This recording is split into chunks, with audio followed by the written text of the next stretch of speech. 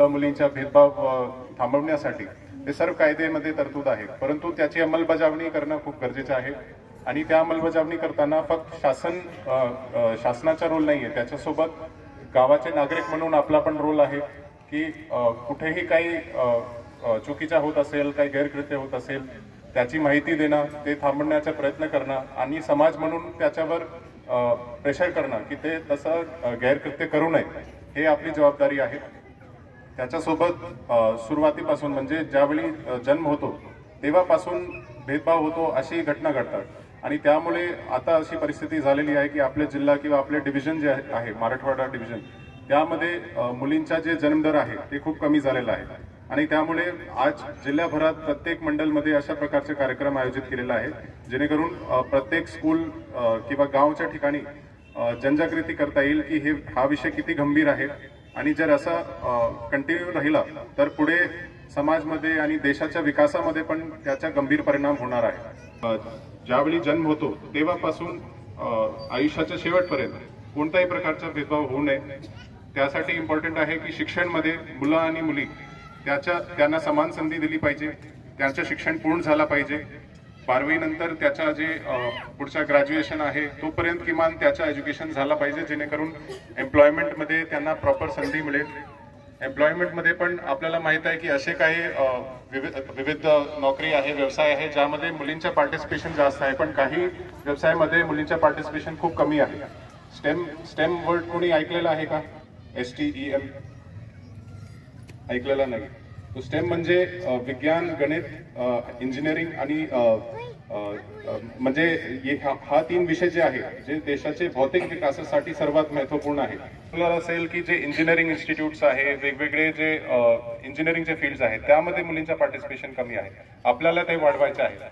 कारण कोणताही इन्फ्रास्ट्रक्चर असेल, आपण शाळाचं बांधकाम आता बघत आहे त्यामध्ये इंजिनियर्सचा रोल आहे, कोणतेही न्यूक्लिअर प्लांट असेल, कोणतेही हायवे असेल, मोठे मोठे जे इन्फ्रास्ट्रक्चर आहे त्यामध्ये इंजिनियर्सचा रोल आहे आणि ह्या प्रकारचे अनेक फील्ड आहेत ज्यामध्ये पार्टिसिपेशन कमी राहिलेलं आहे, ते वाढण्याची गरज आहे।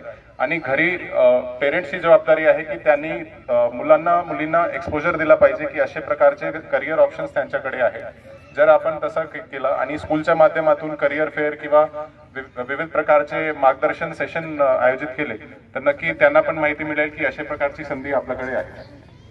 त्यानंतर आरोग्याचा विषय पण खूप गंभीर आहे। कोणत्याही देशामध्ये आपण बघितलं तर जे ॲव्हरेज हाईट आहे मुलं आणि मुलींची ते एक इंडिकेटर आहे की त्यामध्ये मॅलन्यूट्रिशनचं प्रमाण किती आहे आणि हा जे ॲव्हरेज हाईट आहे हे जर वाढला म्हणजे त्यांना प्रॉपर न्यूट्रिशन मिळत आहे, त्याचं आरोग्य चांगलं आहे, त्याचा ग्रोथ चांगला आहे आणि प्रॉपर न्यूट्रिशनमुळे आपल्या मेंदूचा जे विकास आहे ते पण चांगल्या पद्धतीने असतो। आपल्याला माहित आहे की सुरुवातीचे जे 1000 दिवस आहे जन्म झाल्यानंतर ते सर्वात महत्त्वाचे आहे, कारण त्यावेळी मेंदूचा विकास सर्वात फास्ट असतो आणि त्यावेळी जर आपण प्रॉपर न्यूट्रिशन नाही दिला, त्यामध्ये काही भेदभाव झाला तर मुलींचा जे विकास आहे ते पण कमी राहणार आहे आणि त्याचा परिणाम पुढची पिढीवर होणार आहे।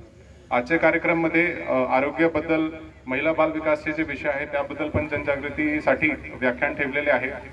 यामध्ये वन वे इंटरॅक्शन नाही झाला पाहिजे, असं नाही की मी इथे सांगतो किंवा कोणतेही एक्सपर्ट इथे सांगतो आणि ते आपण ग्राह्य धरला पाहिजे। आपले जे विचार आहे, आपलं जे मत आहे ते आपण व्यक्त केला पाहिजे। स्पेशली जे मुलं मुली आहेत त्यांना मी विनंती करतो की आपण ऍक्टिव्हली यामध्ये पार्टिसिपेट करा, आपलं मत यामध्ये मांडा, आपले जे अडचण आहे ते आपण विचारले पाहिजे, कोणतेही शंका न असता, कोणतेही काही डाऊट नसता आपण ओपनली डिस्कस केला पाहिजे की आपले हे प्रश्न आहे आणि ते आजच आपण सोडवले पाहिजे।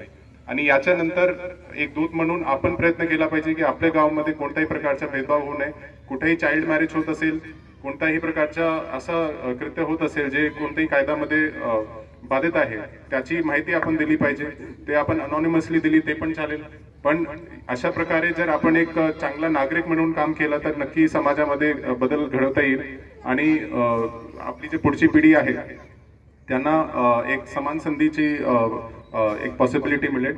त्यामुळे मी विनंती करतो आणि अपेक्षा पण व्यक्त करतो की आजच्या माध्यमातून आपण एक नवीन ऊर्जेने या विषयाबद्दल बघणार आहे आणि पुढे कोणत्याही प्रकारचा भेदभाव किंवा अशा प्रकारचे काम होऊ नये यासाठी आपण पण प्रयत्न करणार आहे। धन्यवाद।